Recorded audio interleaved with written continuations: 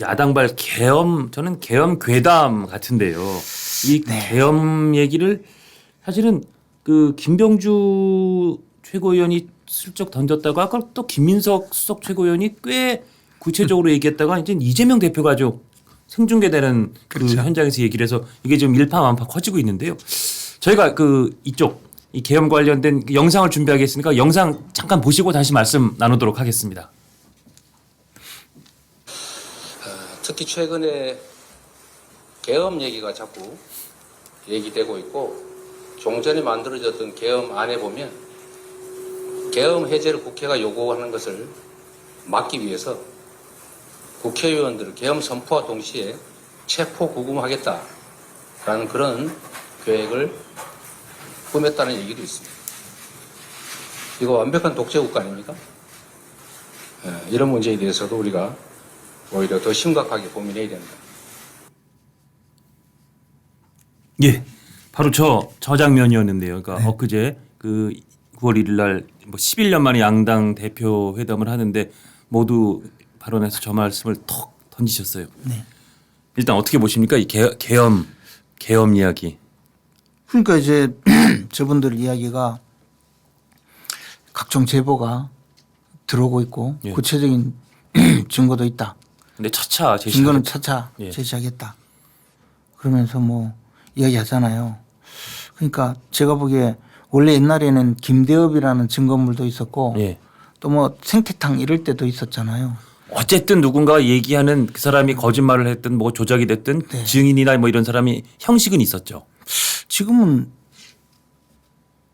그 증거가 별로 아직까지는 없는 것 같아요. 그러니까 미리 못 내놓죠. 예. 그런데 군 관계자의 제보가 속출하고 있다 그랬잖아요. 예. 군 관계자는 아마 적어도 김병주 의원 정도가 아닐까.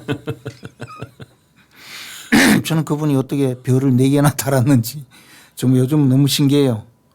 저도 보면 대한민국의 육군 대장에 대해서 우리가 평소에 갖고 있는 여러 가지 그렇죠. 그 최소한의 이미지와 우리가 믿음이나 최소한 우리가 바라는 것 그리고 뭔가 존경하는 것 뭐 이런 거가 있었는데 저도 김병주 예비역 육군 대장을 보면서 아 대장으로 꼭 그런 건 아니구나 아마 그런 생각이 들더라고요. 예.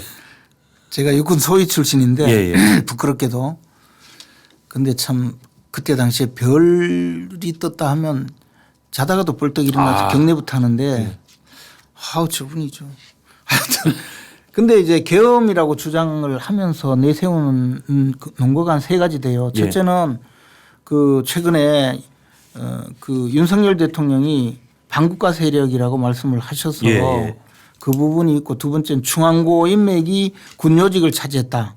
그러니까요. 뭐 국방장관 지명하고 뭐 방첩사령관 네. 그다음에 777 부대 저는 그래서 예. 아니 제가 육군참모총장 뭐 수도 방위사령관 그다음에 뭐 기계어 사단장 그리고 보병 1사단장 뭐 이렇게 해서 완전히 곧 내일이라도 군 병력 동원 태세가 있다면 또 그런데 아니 방첩사령관이 수사기관 아닙니까? 그러니까요. 말하면 요즘 정보기관인데 왜 저러시는지 모르겠어요. 그리고 중앙고 인맥 그 대통령이 말씀하신 반국가 세력에 대해서 또 지난번에 물었잖아요. 예. 국정 브리핑 때 예. 그러니까 기자회견 할 때. 대한민국 체제를 예. 부정하면서 체제를 전복하려는 그런 세력들 예. 이야기했잖아요. 예. 그러면 그게 민주당이 그런가요? 아니잖아요. 그렇죠. 그 정의에 따른 민주당은 전혀 거기에 대해서 개의치 그렇죠. 않아야죠. 그리고 지금 반국가 세력들이 존재하긴 존재해요. 예. 지금 가보면 있어요. 그런데 그분들이 범법 행위에 이르지 않기 때문에 그냥 두고 있는 거잖아요. 예. 그분들이 예를 들어 고무총이라도 들고 나오면 좀 몰라도 말로만 그러니까 표현의 자유 영역이 있으니까 예. 있는 것 아니에요. 그래서 그런 사람들이 어떤 불법 행위를 하면 처단하겠다 그런 이야기죠. 그리고 세 번째가 박근혜 정부 말기에 있었던 뭐 계엄령 문건. 계엄 그래서 문건. 예. 계엄을 통해서 계엄을 실제로 그 선포하려고 시도했다고 주장을 얼핏 하면서 지금 그 전제로 이야기하잖아요. 그런데 그때 당시 그 수사를 해서 200 몇십 명 수사. 수백 명을 수사했더라고요. 예. 예. 그래가지고 수사했는데 결국은 계엄을 선포하려는 어떤 시도도 없어서 내란 예비 음모죄를 아무도 적용하지 못하고 그렇죠. 권한이 없는 자가 권한이 없는 저 직원에게 이런 검토 문건을 작성하게 했다는 직권남용죄로 기소를 했는데 그것도 선고유예 뭐 죄가 뭐 있는지 없는지 잘 모르겠다는 정도. 예. 그리고 나머지 뭐 벌금형 예. 무죄잖아요. 그렇죠. 예. 그러면 도대체 벌금형과 선고유예를 받았다고 나오네요. 예. 그러면 도대체 어떻게 했다는 겁니까? 이것은 저 그때 당시 워낙에 급박하니까 뭐 각종 온갖 그 사례를 정리를 해둬라 위해서 뭐 물으면 답변을 해야 되는 거 아니냐. 예, 예. 뭐 그렇게 이야기하기 위해서 자료 작성 차원에서 만든 건데 그때도 계엄 선포를 하려는 시도는 어디에도 없었다는 건데 지금 와서 그 당시에 계엄 선포를 하려고 준비했던 경우가 있었으니 이번에도 할 거다. 도대체 왜 그러는지 모르겠어요. 아니 그리고 결정적으로 뭐 이미 방송에서 여러 번들 얘기했습니다만 헌법 77조 4항 5항을 보면 4항 계엄을 선포한 때는 대통령은 지체 없이 국회에 통과해야 된다. 5항 국회가 제적의원 과반수의 찬성으로 계엄의 해제를 요구한 때에는 대통령은 이를 해제하여야 된다. 그래서 오늘 그리고 이제 민주당에서 얘기하는 게 아니 계엄을 선포해 놓고 현행범으로 국회의원들을 막 잡아 넣으면 그럼 그 국회에서 과반수 찬성 못하지 않느냐. 조선일보를 그 팩트체크 기사를 한 거 보니까 불체포 특권이 있는 야당 의원 42명을 체포해야 제적 의원 과반수로 국회 계엄 해제를 요구하는 걸 막을 수 있다는 거예요. 이게 현실적으로 일어날 수가 없는 일이잖아요. 그래서 체포를 할 수 있느냐 했더니 또 예.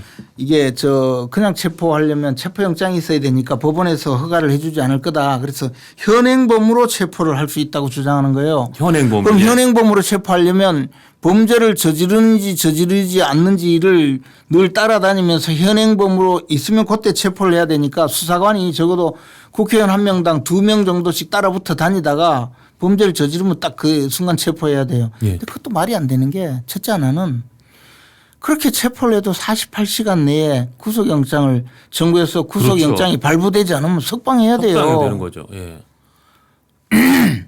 그럼 석방하면 그 다음 단계 그 뒷감당을 어떻게 합니까? 아니 그러니까 이게 더한 건 말씀드릴까요? 예, 예. 헌법에 예. 계엄 해제를 요구하면 해제해야 되잖아요. 예. 그럼 계엄 해제 요구를 하기 위해서 국회의사당에 모여서 표결을 해야 되는 게 아니에요. 계엄 해제 요구서에 연명으로 서명 날인을 하면 되는 거잖아요. 아, 그거는 또 투표 절차가 아니군요. 그럼 교도소에 가 있어도 그럼 가서 이거 받아오면 되네요. 더한 거는요. 그걸 원내대표가 국회의원 인감 다 가지고 있어요. 아, 그냥 사실은 급박할 경우 그렇게 다 찍어서 내도 요구서 낼 때 도장 찍으면 되잖아요. 그러니까 이거는 아주 한 톨만큼도 가능성이 없는 이야기를 하는 거네요, 진짜. 한 방울도. 그래서 제가 확신을 가지고 말씀드릴 수 있는데요. 예. 여러 제보가 있어서 예. 확신을 갖고 있는데 민주당이 당대표부터 집단적으로 실성을 했다.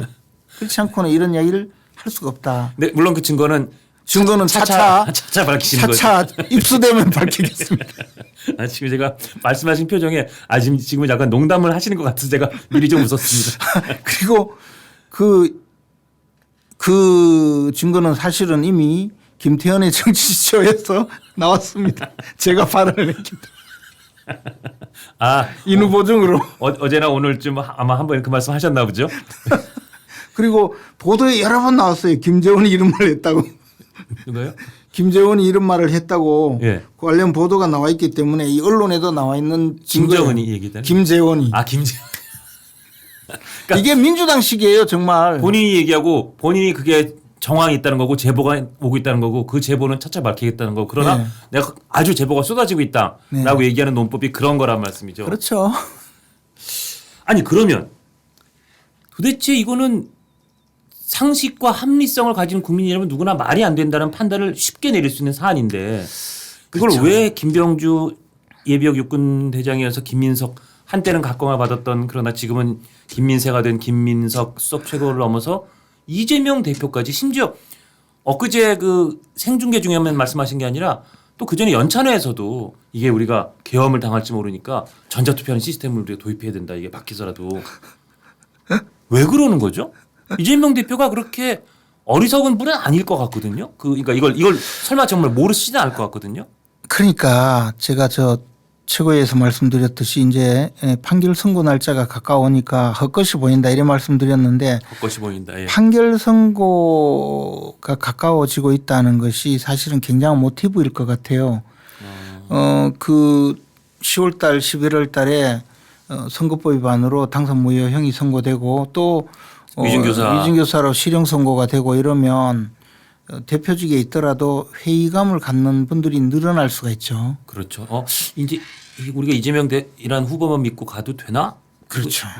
그럴 가능성이 불안한데 있죠. 이런 사람들이 생기겠죠. 생길 수 있죠. 그런데 그분들에게 내가 지도력을 발휘하지 않으면 윤석열 대통령이 계엄 선포해서 우리 다 때리잡을 줄 모르니까 내가 선두에 서겠다고 이야기할 근거를 지금부터 마련할 수도 있죠. 이것도 유력한 제보가 있어요. 또 하나는 다만 그거는 차차 밝히고 차차 밝히고 차차 제시하시는 거고. 뭐 증거를 민주당이 확실히 밝히면 그때 저도 그런데 이 부분은 사실 충분히 밑자락을 깔고 있다고 봐요. 예. 그리고 저 이재명 대표도 이런 주장을 하는 것은 과거에도 무수히 많았거든요. 예. 그리고 또 이런 식의 정치가 그동안에 이재명 대표를 지탱해온 원동력이기도 해요. 근데 저는 돌이켜봐도 근데 이렇게 계엄을 선포할 것이다. 국회의원들을 현행부로 마구 잡아넣을 것이다. 이렇게 터무니없고 이렇게 근거가 없고 한 톨의 사실관계도 부합하는 게 없는 그런 주장은 예전에는 그렇게까지는 아니었던 것 같아서요. 이게 우리 박근혜 전 대통령 탄핵 이후에 벌어진 일이라고만 볼 수는 없는 것이고 예. 우리 사회뿐만 아니라 전 세계가 조금 비슷해지는데요. 그러니까요. 정보량이 정보량이 많아지고 그다음에 사람들의 일상이 굉장히 복잡해지면서 오히려 일상생활 자신의 생활 외의 외부의 현상을 보는 눈은 좀 단순해지고 있어요. 사람들이 자기 일상 위주로 가는 거죠. 그렇게 하다 보면 가장 문제가 시시비비를 가리거나 예. 옳고 그름뿐만 아니라 저것이 근거가 있느냐 아니냐 합리적이냐 아니냐 그런 데 대한 이성적 판단을 하지 않고 예. 그냥 내가 믿고 싶은 것 더 나가서 저 사람 우리 편이 이야기하니까 저쪽 편 들어야 되겠다. 저쪽은 우리 편이 아니니까 뭐 무조건 들을 필요 없다. 이런 정보 편향 현상이 심각해지는 거죠. 예. 또 요즘은 과거와 달라서 스포츠 중계도 편파 중계가 그러니까요. 오히려 인기 있잖아요. 그렇죠. 그런 시대가 됐거든요. 예. 그리고 저도 막 제가 생각하는 것과 다른 이야기 하면 좀 이제 조금 실증나고 힘들어요. 잘 들어서 저쪽에서 뭐라고 하는지도 들어보고 그에 대해서 판단을 해야 되는데 이제 저도 이제 늙었는지 예. 그 사회가 자꾸 그래 가는 기류가 있고 또 하나는 내가 듣고 싶은 이야기만 들어도 지금 정신없는데 예. 굳이 왜 내 귀에 예. 거슬리는 얘기를 왜 들어? 그래서 제가 그냥 정말 민주당 지도부 실성했다고 이야기를 하긴 했지만 실제 실성했을 리는 없고 예. 굉장히 정교하게 이런 일을 꾸며도 그 지지자들 중에 상당수는 특히 강렬 지지자 뭐 개딸들 예. 이런 분들은 실제로 믿을 거예요. 오히려. 예. 그리고 더 나가서 그런 상황에서 예를 들어 이재명 대표의 지도력에 약간의 불만 또는 약간의 반대 목소리, 좋지 않은 목소리가 나오면 그 강렬한 지지층이 이쪽을 공격할 거예요. 예. 너 윤석열과 한패지. 너 계엄군에 동조하는 세력이지. 이렇게 할 수가 있죠. 예. 아마 그렇게 만들려고 한다면 이거는 굉장히 고도로 지능적이고 기획된 일종의 정치 전략 전술적인 고려가 있을 수도 있다. 여기에 저는 있다고 보죠. 윤석열 이거는- 대통령과 정부에 계엄군이라는 딱지를 붙이는. 그렇죠. 이거는 제보가 없어도 확신을 하고 있죠. 그러니까 그게 정치적으로도 누가 그냥 객관적인 시각으로는 터무니없어 보여도 정치적으로는 예, 그럼요. 얻을 수 있는 게 있다 이 말씀이죠. 그럼요. 아니 저쪽에서는 김대엽 사건으로 재미 보고 그렇죠. 광우병 사태 때 얼마나 많은 사람들이 동원이 됐습니까? 그때요 우리 식구들도 저 미국산 소고기 먹으면 안 된다 그랬어요. 예. 심지어는 그 한우도 안전하지 않다. 정육점에서 미국산 소고기 자른 칼로 한우 자르면 그것도 위험하다고 그런 식으로 이야기하던데요. 그러니까 그때는 정말 지금 다 이걸 괴담으로 치부합니다만 그 괴담에 우리 전 국민과 전국이 다 그냥 뒤집어지다시피 했던 일이 있었는데 그런데 그 다음에 일단 국민들이 학습 효과가 생겨서 그런지 그 다음에 생기는 이를테면 사드에 뭐 튀겨진다라든지 이런 말도 안 되는 괴담. 아니에요. 예. 그 사드에 튀겨진다는 이야기를 2년 3년 동안이나 성주 국민들을 믿어서 같이 운동을 했잖아요. 그분들이 갖고 있는 그 정말 공포감은 대단했어요. 그리고 밀양 송전탑 문제가 있으면 그 일대 주민들이 얼마나 동조했는데요. 근데 그분들은 그러면 뭐 바보입니까? 합리적으로 생각하는 분들이에요. 근데 그 공포감을 자극시키면. 그렇죠. 예. 근데 제 말씀은 그러다 이제 후쿠시마 그 처리수 문제도 네. 난리를 폈지만 그거는 1년 지난 지금 이제 거의 시즌들이 사라지지 않았습니까? 이미 제 말씀- 관심이 떨어졌죠. 그러니까 이게 제 말씀은 학습 효과 때문에 그런 괴담이 먹히는 효과가 점점 줄어들고 있는데 계엄 같은 경우는 이제 웬만한 저는 예를 들어서 갤럽에서 이를테면 뭐 내일이다 모레쯤 민주당은 윤석열 정부가 계엄을 준비하고 있다고 주장하고 있습니다. 그 말이 근거가 있다고 생각하십니까? 없다고 생각하십니까? 그럼 저는 이거는 최소한 근거 없다고 생각하는 분이 뭐 한 훨씬 많죠. 80% 90% 될 것 같은데요. 뭐 그렇지 않더라도 예. 근데 이게 맞다고 믿는 사람이 20%만 나와도 남는 장사예요. 이재명 대표는 남는 장사라고 보죠. 그 20%가 나머지 어차피 반은 뭐 신경 쓸 거 없고 내가 당내에서 지도력을 회복하는 데는 이쪽이 괜찮다고 볼 수 있죠. 예. 이제 그런 정치죠. 지금의 정치가 아주 나빠지고 예.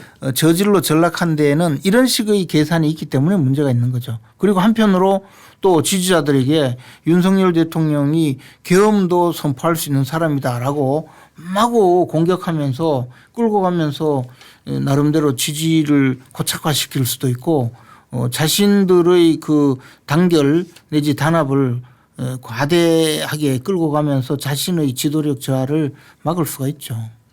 그렇게 생각할 수 있는 분이에요. 예. 이게 성공할지 아닐지는 몰라도 예. 저는 그렇게 생각하고 그렇게 끌고 가고 있다고 봐요. 이거는 확신이에요. 제보는 없어요.